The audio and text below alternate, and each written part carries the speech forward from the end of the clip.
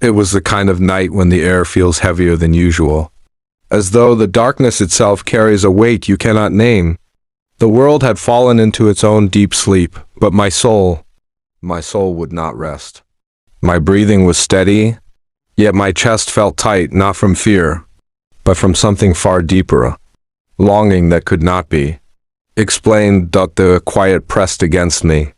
There was no wind, no distant hum of life, only the stillness that comes when even the smallest creatures have stopped moving.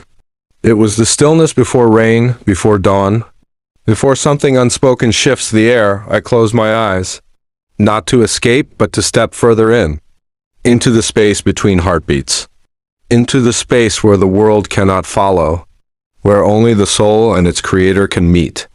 I had been here before in moments of desperation, in moments of aching need, but tonight felt different. Tonight was not about asking. It was not about pleading. It was about being seen without having to say a single word. My lips stayed closed, but my heart began to speak. Not in sentences or prayers I had learned, not in the carefully chosen words I had whispered in the past, but in a raw, wordless language that only the throne could understand. A deep, trembling sound that existed without sound at all. At first I resisted. I tried to push my thoughts into shape, to offer them neatly to the heavens, but they fell apart before they could leave me. And that's when I understood this night was not about eloquence. This night was about surrender. So I let go. I let the ache inside rise unrestrained. Let it move through me like a tide that could no longer be held back. My shoulders sank. My chest opened. My tears came without permission. Warm rivers tracing silent paths down my face. It is a strange thing to realize that silence can be louder than any cry, that the absence of words can say more than all the speeches in the world. And in that silence I felt it, the awareness. The throne was listening. Not from a distance, not through some unreachable barrier, but here, in the very space I sat, in the very breath I took. It was not a voice, yet I heard it. It was not a hand, yet it touched me. It was not an answer in the way I expected, yet it was everything I needed to hear. I am here. I have always been here. The words, though never spoken, sank into me like light seeping into the coldest part of my soul. Something inside shifted. The weight I had carried for so long didn't disappear, but it became different, lighter, as though it was now held by hands far stronger than mine. Time began to dissolve. I could not tell whether moments or hours were passing. The clock might have stopped, but I would not have noticed, because I was not in the room anymore, not entirely. My heart had gone somewhere else, somewhere higher, somewhere it had always known but had rarely touched. And there, in that place, I understood something so simple and yet so hard to grasp. When you are tangled in the noise of life, prayer is not always about being heard. Sometimes it is about remembering who you are speaking to. The throne does not measure the worth of what you say by its polish or its perfection. It reads the ache beneath the words, the longing between the pauses, the truth in the tears you try to hide. And in those moments, the heart and the throne speak a language that no one else can translate. I let my breathing slow, each inhale carrying the unspoken, each exhale releasing what I could not carry. And still, the presence remained not fleeting, not fragile, but steady, ancient, unmovable. The conversation continued without sound. There was no question and answer, no request and response. Only the deep knowing that passed between us. I knew that I was known. I knew that I was not alone. And I knew that whatever came after this night, I would carry this moment like a hidden flame, the longer I sat there. The more I realized this was not a meeting I had arranged. I had not planned to be here in this way. Yet it felt as though the heavens had been waiting patiently for me to arrive. Every moment leading up to this night, every unseen thread, had brought me to this exact stillness. My thoughts began to soften, loosening their tight grip on the memories that had haunted me. Faces I had loved, moments I had lost, mistakes I had carried like stones in my pockets. Each of them rose in my mind's eye. And instead of feeling the old ache, I felt something else. Not dismissal, not erasure, but a kind of gentleness wrapping around them, as though the throne was saying, yes, I saw this too. And I have held it all along. There is a kind of love that does not require an explanation. A love that simply absorbs your entire story without judgment. That is what I felt in that moment. My sins, my triumphs, my grief, my laughter, they were all laid bare, and none of it was too much for him to hold. I could sense the invisible bridge between my heart and his throne stretching wider, growing stronger with every breath I took. This was not an audience I had to earn. This was not a door I had to knock on with the right code. The door had always been open. I had just been too busy, too distracted, too unsure to walk through it. And here I was now, standing in the middle of it, not with my body, but with the very core of who I am. I remembered moments in my life when I thought I had prayed and been met with silence, times when the absence of a clear answer felt like rejection. But tonight, I understood something I had never truly known. Silence is not absence. Silence is sometimes the deepest form of presence. Because here, in this wordless exchange, I could feel him breathing with me.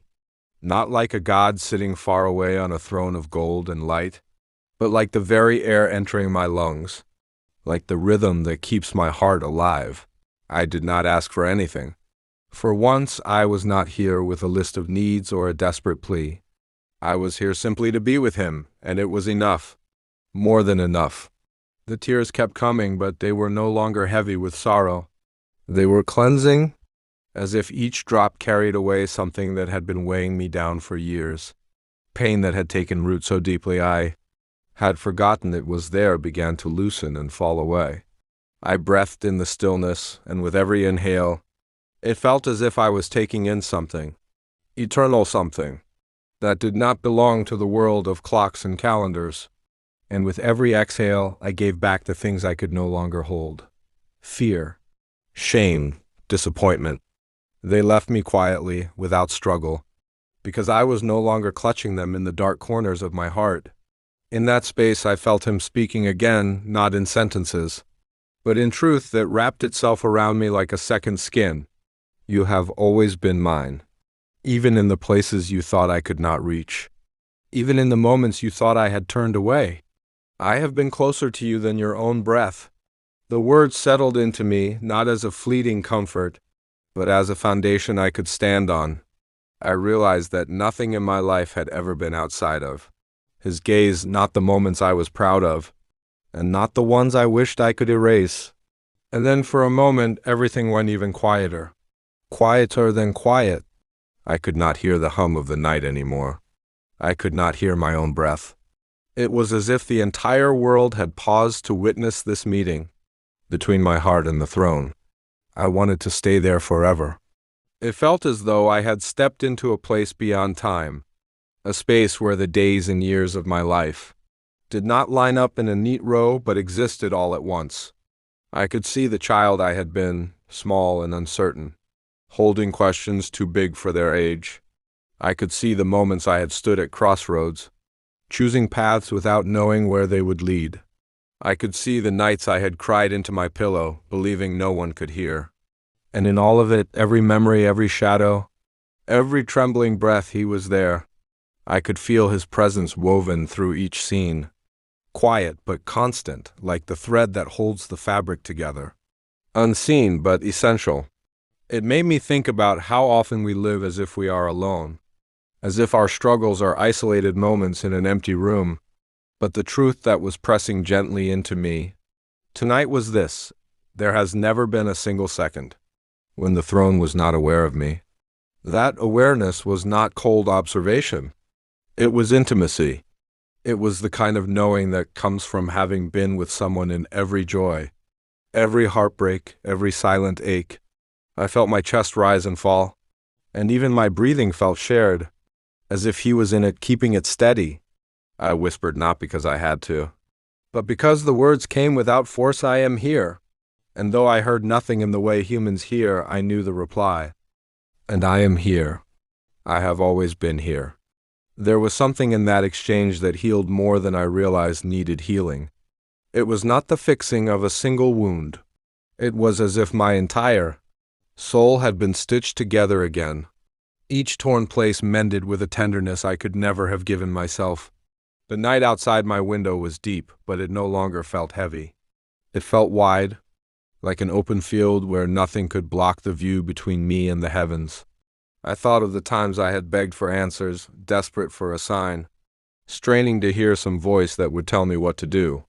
And yet, tonight, with no questions asked, I had received something far greater than answers. I had received assurance. There is a peace that comes when you know the one you belong to, when you know that no matter what unfolds tomorrow or the day after, you are not drifting through the universe unseen. That peace is not loud. It does not rush in like a storm. It settles like the faintest light at dawn, slow, steady, unstoppable. I sat with it, letting it fill every part of me, not rushing the moment. Because I knew, deep down, that the world outside would still be loud when the sun came up. The responsibilities, the uncertainties, the noise, they would all return. But right now, I was anchored in something eternal, something the world could not take away.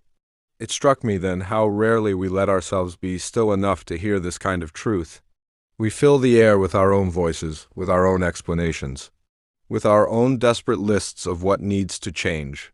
And sometimes, maybe more often than we think, the throne waits patiently for us to stop speaking long, enough to let him remind us that he has never left. The tears had slowed, but they still traced warm paths down my skin. They were no longer the kind that burned, they were the kind that cool, like rain on a parched ground. I leaned back slightly, my hands resting loosely in my lap, palms open. I did not have to hold anything anymore. Not the fear, not the control, not the need to understand. I could simply rest. And in that rest I felt him again, not closer, because he had never been far, but clearer, like a radio station tuning in just enough to remove the static. You have mistaken my silence for my absence, the truth whispered into me. But I have been closest to you in the moments you thought I was gone. The words did not scold. They soothed. They explained everything without explaining anything at all. I breathed in deeply, and the room seemed to breathe with me.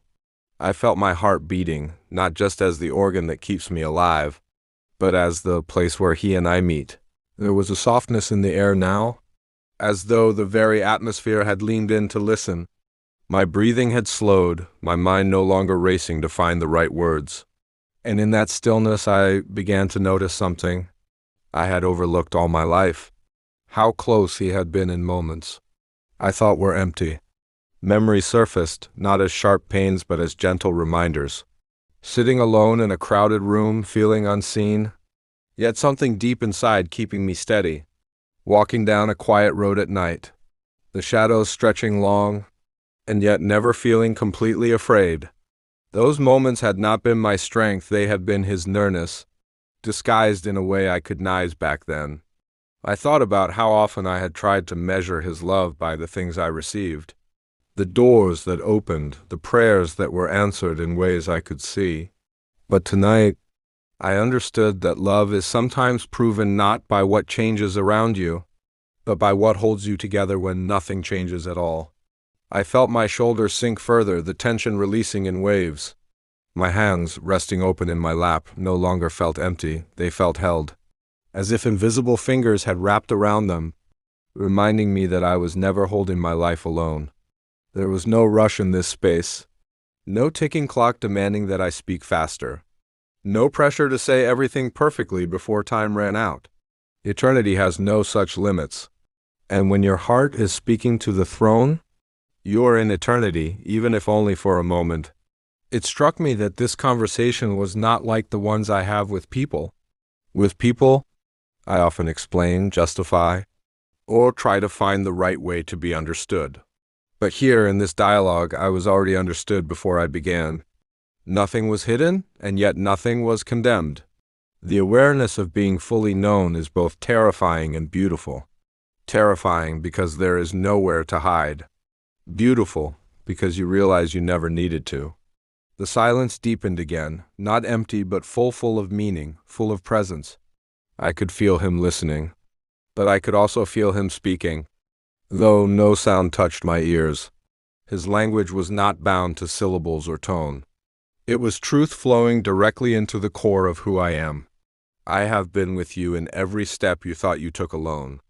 I have stood in the shadows you feared. I have carried you through storms you thought would break you. You did not see me, but I was the ground beneath your feet. The weight of those words settled into me, not as something new, but as something I had always known and simply forgotten. My tears returned, but they were softer this time, like gratitude finding its way to the surface. I didn't wipe them away. They belonged to this moment. They were part of the conversation. I wanted to tell him everything. I wanted to pour out every hurt, every hope, every dream. But I realized I didn't need to. He already knew. He knew the words before they formed. He knew the fears I had not dared to name. He knew the prayers I had abandoned because they felt impossible. And still, he held them as if they were treasures. The night outside remained dark, but the darkness no longer felt like an enemy. It felt like a shelter, a place where the world was quiet enough for the heart to be heard by the one who made it. I breathed again, slow and deep, as though the air itself was sacred. And in a way it was. Every inhale felt like receiving, every exhale like releasing. A rhythm shared between me and the one whose breath gave life to mine. And in that rhythm, I heard it again, not with my ears, but with something deeper. You are not lost. You have never been lost. You are exactly where I can find you. The words settled over me like a blanket. Not the kind that hides you, but the kind that warms you and makes you feel safe enough to rest. And the heart, trembling under the weight of so much unseen glory, whispered once more into the silence, if you are so near, why do I feel as if I am still searching? And the throne, with the patience of eternity, answered not in the rush of explanation, but in the steady pull of presence, because it is in the searching that you discover you were never far. It is in the longing that you learn the depth of the bond, and it is in the ache that you realize the ache itself is proof of me within you. The heart closed its eyes as if to better see. It began to sense that every unanswered prayer had been an answer in disguise. Every tear had been a language only the throne understood. Every season of silence had been a holy conversation without words. And in that realization, it stopped demanding explanations and began leaning into the unspoken. The throne drew the heart into a memory it did not know it had. A garden before time, a light before the sun, a voice before language. And there, the heart remembered that it had always known the sound of this nearness. It was the sound that had carried it through nights it thought would never end. It was the sound that had sung over it when the world had grown cold. It was the sound that had never left. The heart breathed in slowly, tasting the air of eternity. Every inhale carried the fragrance of mercy. Every exhale released the weight of fear. And in that breathing it learned a rhythm older than creation. The rhythm of trust. The rhythm of surrender. The rhythm of love that does not need proof to remain. The throne leaned close. And though no words were spoken, the heart understood. You are not here because you found me. You are here because I carried you. You are not speaking because you finally had the courage. You are speaking because I gave your silence a voice. You are not alive because time allowed it. You are alive because my hands refused to let you go. The heart could not hold it anymore. Tears rose, not from pain, but from recognition. The kind of tears that wash away the distance you thought was there, the kind of tears that fall not as surrender to defeat, but as surrender to love. And as they fell, they became rivers that carried away the remains of every moment the heart had believed itself abandoned. The throne watched, not with the gaze of a ruler inspecting loyalty, but with the gaze of a parent seeing their child come home. And in that gaze was a promise unspoken. No matter how far you wander, the road will always end here. No matter how long you are silent, I will still know your voice. No matter how deep your wounds, my love will reach deeper still. The heart leaned against that presence, as if leaning against the oldest, strongest walls in existence, walls that had never been shaken, walls that had stood before the storms were born. And in that leaning, the heart finally stopped running, and as the night deepened, the heart began to realize that every question it had ever asked was not meant to find an answer in words, but in the presence itself. It was as if the throne was teaching it that answers are not something you hear, they are something you become. The heart saw that all along. It had been searching for a voice from the heavens, while the heavens were quietly shaping its own voice to sound like theirs. And when the heart finally stopped demanding, stopped pleading, stopped trying to explain itself, it noticed that the silence between each heartbeat was not empty at all. It was full, overflowing, alive with the weight of something eternal. The throne seemed to lean closer, though there was no movement, no shadow, no form. And yet the closeness was undeniable, like a warmth that seeps into your bones without touching your skin. In that closeness, the heart felt its fears start to loosen. They didn't shatter suddenly. They simply began to dissolve like mist under the rising sun. The old fears of being forgotten, of being unseen, of being left behind lost their sharpness, as if the throne's gaze was erasing them without speaking a word. A strange courage rose up inside the heart, the kind that does not come from strength but from surrender. It whispered not to demand, but to declare, even if I never see the answer I dreamed of, I will stay. The moment those words were released, the air felt different. Not because the circumstances changed, but because the heart did. It was as if the throne had been waiting for that surrender, not to take away the dream, but to fill it with something that would last beyond the limits of this life. Time no longer moved in minutes or hours, it became a gentle river, carrying the heart deeper into the certainty that it was exactly where it needed to be. And in that river, the heart realized something astonishing. The throne had never been far away. The distance it had once felt was not real distance. It was the space between trust and fear. And now, with trust growing like a new dawn, that space had vanished. Then the throne breathed not with air, but with eternity. And in that breath, the heart heard what could never be put into human language. Yet it understood perfectly. It was a promise, but not the kind that binds you to a date or a season. It was the kind of promise that folds time in on itself, so that even before you arrive, you are already home. And the heart, trembling with both awe and relief, realized that it was not just speaking to the throne. It had always been speaking with the throne. This was never a one-way conversation. It was a shared heartbeat, an eternal dialogue, where love was both the question and the answer. The heart stayed there, not counting the moments, not asking what would happen next. It simply rested, and in that rest, something began to change. The weight it had carried for so long did not fall away all at once. It melted, little by little, as if the throne was holding it and letting it dissolve in the warmth of its presence. And in that stillness, the heart realized that it had mistaken waiting for wasting. Every silent hour, every unanswered prayer, every season where nothing seemed to move, none of it had been wasted. It had all been shaping the heart to recognize this moment. The throne did not rush, for eternity never needs to hurry. Instead, there was a patience in its nearness that told the heart, I have never measured you by your pace, only by your willingness to stay. And the heart, for the first time, understood that staying was not weakness, it was devotion. In the quiet, a truth began to unfold inside the heart, like the opening of a flower at dawn. It had not been searching for God. It had been searched for.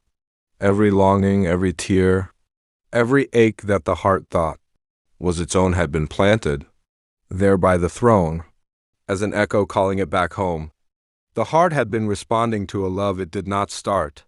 A deep peace settled in, not because the journey was over, but because the heart finally knew it did not walk alone. The silence was no longer something to survive. It was a sanctuary.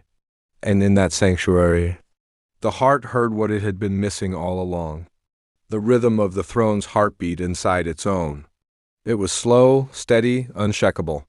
It told the heart, without a single word, that it was safe, that it was seen, that it was already held in the arms of the one it had been chasing all its life. And so, without needing proof, without needing to see the road ahead, the heart whispered back into the eternal stillness, "I am yours." Even here? Even now?